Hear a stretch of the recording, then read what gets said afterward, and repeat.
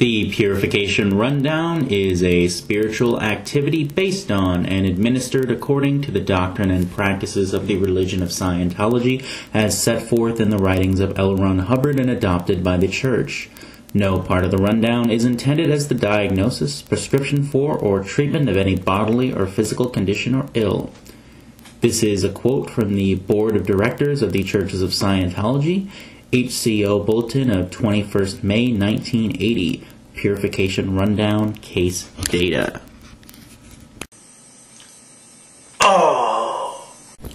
The Purification Rundown is an integral part of Narconon's detoxification portion of their drug treatment program. My question is very simple. If this niacin-filled song and dance is not to be used for the treatment of any bodily or physical condition or ill, why is it being used to treat drug addiction? I'm fairly sure addiction can fit into the category of a physical condition without too much cajoling. So why is something that is classified as a spiritual activity being used to treat an extremely serious medical issue? What makes the Purification Rundown any more valid than, say, psychic surgery or going to see Benny Hinn and having him slay you in the spirit? I'm going to hazard a guess and say that it's probably nothing. Does Narconon tell people that the detox portion of their program is a spiritual activity that they don't think should be used to treat anything physical? If not, they better pray there isn't a God. Whether there is or isn't, there are people on this planet that will expose this medical quackery and let people know the facts that could save their lives and save them lots of money.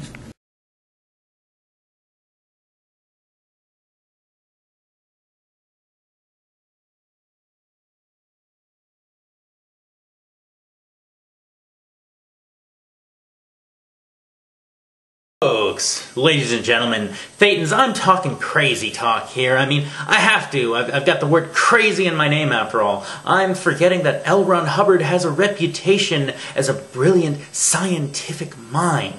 The man became a medical doctor while auditing odd growths on his fat ass with an e-meter and cleared them of all their body thetans, right? That isn't easy, okay? It's like tying a bow tie. It's like facing a midget with a machine gun in a mixed martial arts match to the death, okay? It's not easy, okay? It's not easy.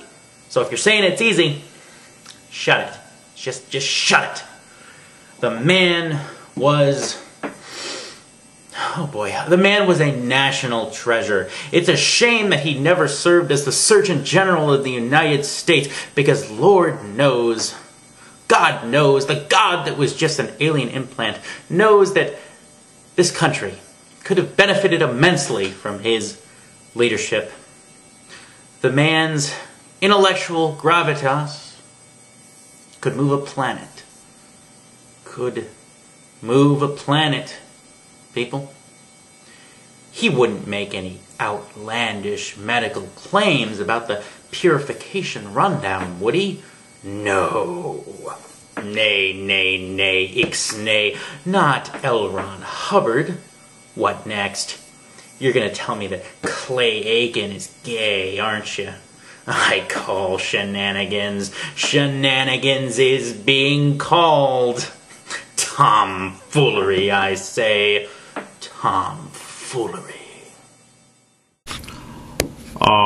Not only can the Purification Rundown get rid of drugs that are stored in the body's fat tissue, and never mind that not all drugs are fat soluble, we'll ignore that. Facts are suppressive. Write that down with a pencil or a pen. Facts, the unreleased OT levels, we actually found out that facts are actually from Xenu. Zemu could be spelled XEMU.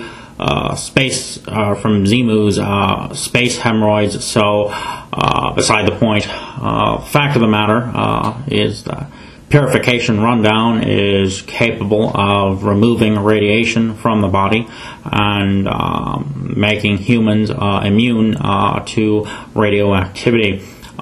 If you put the Incredible Hulk through the rundown, pump him full of niacin and the whole shebang, well, he isn't the Incredible Hulk anymore, and you can take him home to mommy. I also discovered that drugs stored in the body can be re-stimulated, causing flashbacks and the appearance of past mental image pictures. That's why drugs are so dangerous. We'll again ignore the suppressive fact. Remember that facts are suppressive. Write that down in a list of facts that are necessary for survival. Never mind that fact that all scientists who didn't get their degrees at diploma mills say I'm wrong. They are suppressive, part of a tax collector psychiatric plot to keep you unwell. KSW for the win.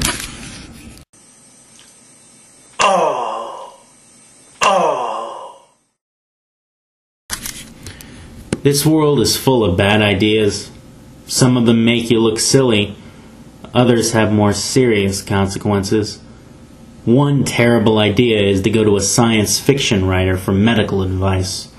No one should ever do that. If we're going to do that, why not go to Fozzie the Bear for advice on solving the current financial crisis? Why not go to a plumber for brain surgery? Why trust a program devised by a science fiction writer with a chronic history of exaggeration and outright lies when it came to his own background, and whose pseudoscientific ideas have been thoroughly discredited? Do I want addicts off drugs? Yes, absolutely. However, I can't ask them to bet their lives on the ideas of a quack. Recently, one of Narconon's defenders on YouTube left me a passage from Ezekiel 25:17, which was quoted by Samuel L. Jackson in Pulp Fiction. I guess they were trying to smite me. One part of it says, "Blessed is he who, in the name of charity and goodwill, shepherds the weak through the valley of the darkness, for he is truly his brother's keeper and the finder of lost children." Well, that's what I'm trying to do. I'm trying to shepherd the weak through the valley of the darkness using common sense and rationality, and a healthy dose of compassion. Someone has to look out for drug addicts and their families. These videos on Narconon are my small, nearly insignificant way of doing that. Please, if you know anyone who is looking at treatment options, let them know about the dangers of Narconon. This presentation has not been without levity, but I am deadly serious when I say that I pray that people steer clear of Narconon's doors.